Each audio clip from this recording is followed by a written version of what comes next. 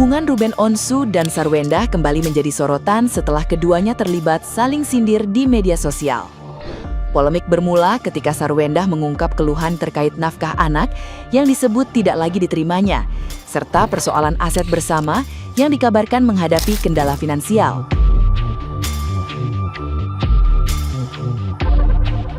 Curahan hati tersebut memicu perhatian publik karena dianggap menggambarkan kondisi pasca perceraian yang masih menyisakan ketegangan hingga kini.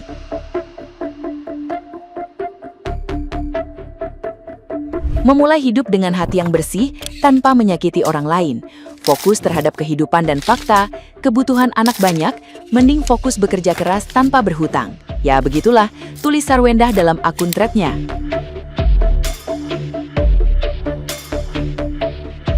Situasi semakin memanas ketika unggahan Sarwendah mendapat respons dari adiknya yang turut melontarkan sindiran. Tak lama kemudian, Ruben memberikan balasan keras melalui media sosial dan menuding adanya pihak yang memperkeruh keadaan sejak lama.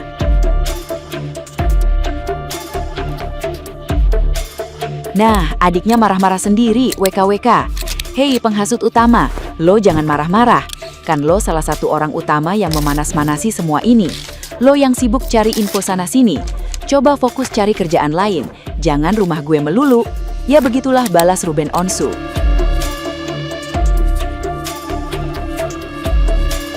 Adu pernyataan terbuka itu membuat konflik keduanya kembali menjadi bahan perbincangan publik. Banyak netizen yang budiman menilai perseteruan yang berlangsung di media sosial tersebut justru memperlihatkan hubungan yang masih jauh dari kata damai.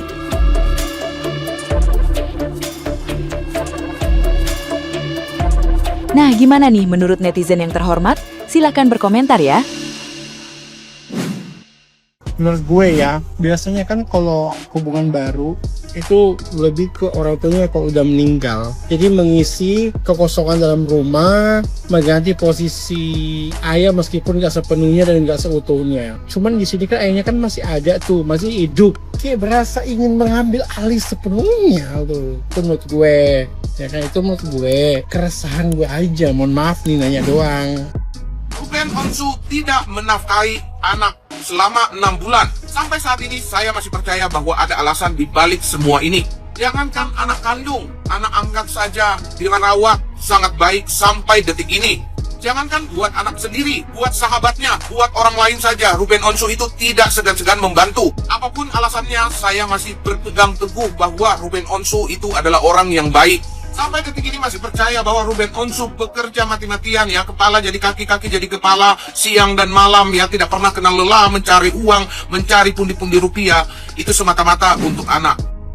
Jadi gini ya, untuk Ruben Onsu, sudah karena kau dibatasi quality time atau ketemu dengan anakmu, udah jangan dikasih tuh 200 juta, jangan, kasih aja 2 juta dah. Kasih aja 2 juta. Itu senjatanya, kasih aja 2 juta kayak gitu. Karena kan dia, mantan binimu kan punya pacar yang kaya ya kayak gitu ya, pengusaha parfum itu. Nah biar sebagiannya dia yang ngasih. Karena kemana-mana kan sekarang dia kan, anakmu aja didampingi sama dia kayak gitu, dibawa-bawa tuh sama mamanya, dibawa juga pacar mamanya. Sedangkan kau yang masih bulanan gede kayak gitu, acara anak nggak dilibatkan. Ya udah sekarang mah stop, jangan ngasih 200 juta, jangan. Aku tegaskan lagi, jangan ngasih 200 juta, kasih aja 2 juta kayak gitu. Biar yang 180 jutanya itu si pengusaha parfum itu tuh. Kalau menurut aku kayak gitu sih. Cukup kita mendukung Sergios aja, tidak lagi untuk mengait-ngaitkan masa lalunya. Masa lalu adalah masa lalu, masa sekarang adalah masa sekarang. Mengerti? Ya kalaupun masa lalunya mencari-cari kesalahan yang sekarang ini, ya sudahlah, kalian stop komen seperti itu, stop hujat masa lalunya. Udah, kalau memang kita mau menjadi fans yang sejati, fans sejati tidak akan pernah menghujat masa lalunya dan tidak akan pernah mengait-ngaitkan masa lalunya gitu.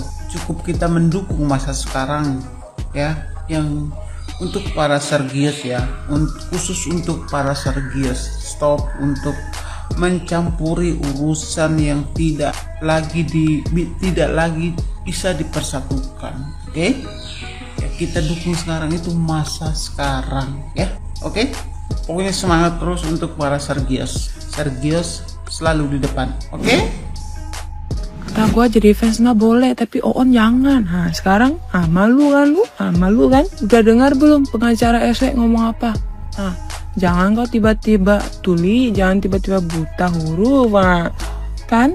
Dengar lagi tuh Viti yang kau buat tuh. Seakan-akan benar sekali kau jadi orang.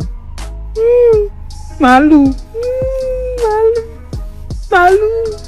Udahlah bikin Viti maki-maki orang. Udahlah bikin Viti sok paling benar. Udahlah bikin Viti si paling maha tahu.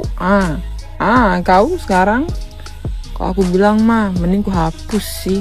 Ini yang kalian paham gak sih dari istilah harta gono gini? Kalau nggak paham, coba yang punya laki tuh coba cerai dulu biar paham.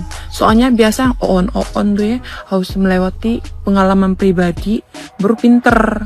Nah percuma kalau misalnya dia lihat pengalaman orang lain meskipun udah dikasih data dan fakta, ya mereka tuh tak paham juga. Kata gue mah ya, kalau manusia udah diisi sama rasa kebencian gitu ya, ibarat dikasih kebenaran pun yang dia lihat tuh adalah kebencian. Begitulah penyakit hati guys. Kesian aku mah sama yang sebelah Ono yang udah berkor-kor. Manalah udah dikasih hati minta jantung. Sekali lagi ya, kok jadi fans boleh, tapi menolak fakta tuh jangan. Udahlah geng mereka kalau komentar tuh tempat banget lagi. Kalau si SW nggak nikah sama si RO, siapa tuh SW? Kalau SW nggak nikah sama RO, nggak kenal tuh gue sama SW. Kalau SW nggak nikah sama RO, dia hanya mantan Cherry Bell. Gue udah bilang, kalau lu nggak komentar pun nggak ada yang tahu kalau lu Oon. Jadi kalau Oon tuh diem aja daripada lu kor-kor sana sini, kelihatan banget lu Oonnya. Jadi banyak yang tahu kalau lu Oon. Kan? Udah tahu nih. Makhluk-makhluk Dajjal dikasih bukti seberapa banyak pun, seberapa besar pun kebenarannya, yang namanya Dajjal tetap aja Dajjal. Mereka tetap aja ngeles, tetap aja nanti paling ini bla bla bla bla. Iya namanya juga Dajjal. Dikasih bukti seberapa benar pun, seberapa banyak pun, seabrek-abrek pun gak bakalan percaya.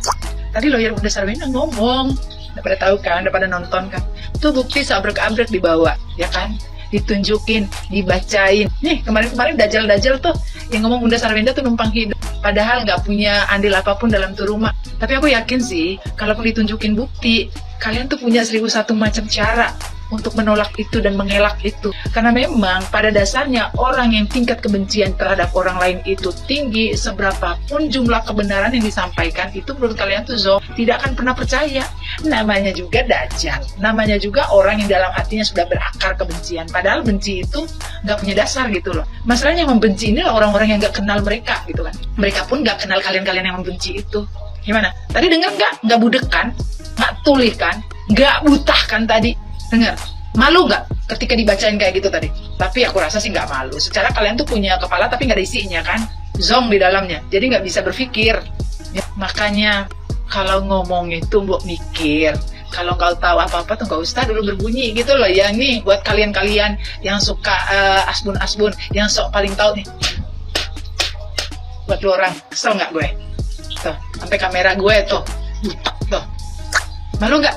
Nggak. Iya sih. Tapi kita sih udah yakin sih kalian nggak malu, karena memang gitu kalian adalah makhluk Tuhan yang diciptakan nggak punya malu, nggak punya empati, dan nggak punya isi kepala gitu kan. Makanya apapun yang kalian temukan, apapun yang kalian lihat, apapun yang ditunjukkan itu nggak mempengaruhi kebencian kalian. Ya namanya juga kebencian udah berakar gitu lah, karena memang hidup kalian itu ya circle kalian tuh Dajjal gitu loh ya. Ingat satu hal, Bunda Sarwenda dari Juni 2024 membayar utang yang mestinya bukan tanggung jawab dia, tapi tanggung jawab orang lain. Ingat baik-baik itu, bukan utang dia ya, utang orang lain, tapi yang membayar itu Bunda Sarwenda. Kenapa? Kalau Bunda Sarwenda nggak bayar, nanti itu rumah menjadi milik bank, ya kan? kasihan. Terus masih ngaku-ngaku. Oh my god, kasihan sih sebenarnya. Aku sih sebenarnya malu sih, jangan sampai Bunda Sarvenda membongkar itu, karena kalau bongkar tuh malu. Tapi ya udah gimana, kalian memaksa itu semua supaya Bunda Sarvenda ngomong, ya udah. Karena kalian selama ini menekan Bunda Sarvenda, kalian selama ini tuh menggiring opini seolah-olah Bunda Sarvenda tuh manusia jahat, perempuan jahat, ibu yang jahat. Ya udah, kalian terima, makan tuh itu semua aja, belum dikeluarin semuanya. Kalau udah dia keluarin semuanya, kalian punya malu nggak sih? Tapi rasanya kalian nggak punya malu sih. Oke lah, nikmatin aja. Bye-bye.